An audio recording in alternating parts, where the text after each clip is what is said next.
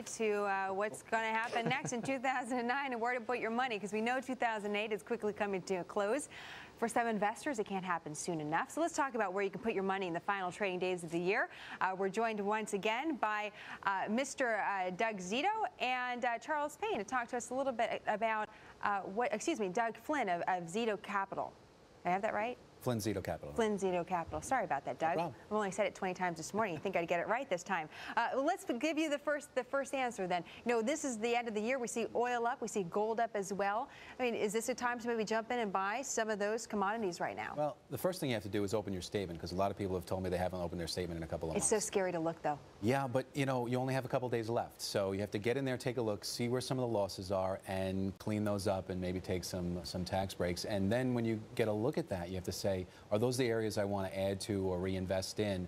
And I think that getting back to what we were saying before is that if your asset allocation has shifted a little bit towards the bond side because stocks have gotten beaten down so much, I don't know that you pull the trigger and reallocate back into stocks 100% with that. Use some more market neutral strategies as we stay in the volatility. Charles, what do you make of Doug's move to market neutral or back to bonds? I mean, is that kind of where you would put your money going into 2009, sit on the sidelines before we kind of start off into January and see this new administration come in? You know, a lot of smart people are saying bonds are a no-brainer for next year. You know, I definitely wouldn't argue with that. I do believe that the stock market is extremely oversold, but I believe, though, that you have to be somewhat nimble to take advantage of it. In other words, we'll see these periodic bear market rallies where, you know, even the broad market could go up 10 to 20%, but you'll have individual stocks that may go up 30, 40, 50%.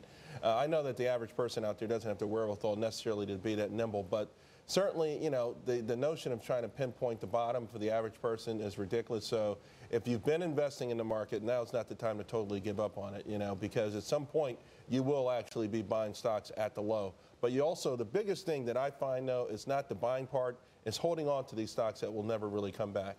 So what would be examples of stocks like that? Like, let's just say General Motors. You know, I mean, people are holding stocks like this. I saw it after the internet bubble crashed. I would get portfolios of people with these stocks they paid $100 for.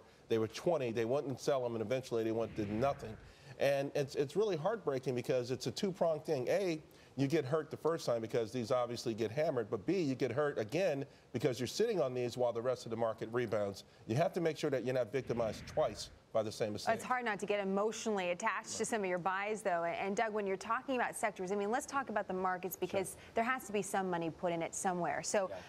Looking at the sectors, is it biotech? Is it technology? Yeah. Is it the auto sector? Is it the financials? Where do you put your money? Well, biotech and technology are certainly areas that you can consider. And if you're talking about money off your 401k, your paycheck each week that goes in, that should not be changed, because typically that's money you don't need for several decades or for a long time. What we're talking more about is an account that you can get to and that's more liquid.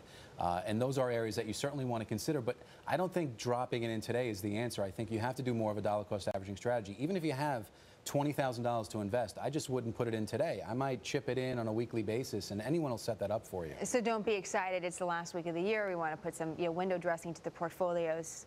Don't be mistaken. Don't be mistaken, and also don't get caught up in the hype. A lot of people are predicting a big move in the market ahead of this major stimulus next year, and you know, it may become a self-fulfilling prophecy, but if it falls flat on its face, it's going to be really ugly for a lot of people out there who bet the farm. Yeah, we just have to get through January. Yeah, well, and then we'll see. I like to get through Monday and then work up right. there. Take small steps here. Yeah, exactly. All right, Charles, Doug, thank you very much. Thanks. Appreciate it. It was a chaotic bankruptcy. We'll be talking about this, a big write-up in the Wall Street Journal today, really talking about the end of Lehman Brothers and also the end of a certain era on Wall Street. We're going to talk about that coming up next when Fox Business Morning continues.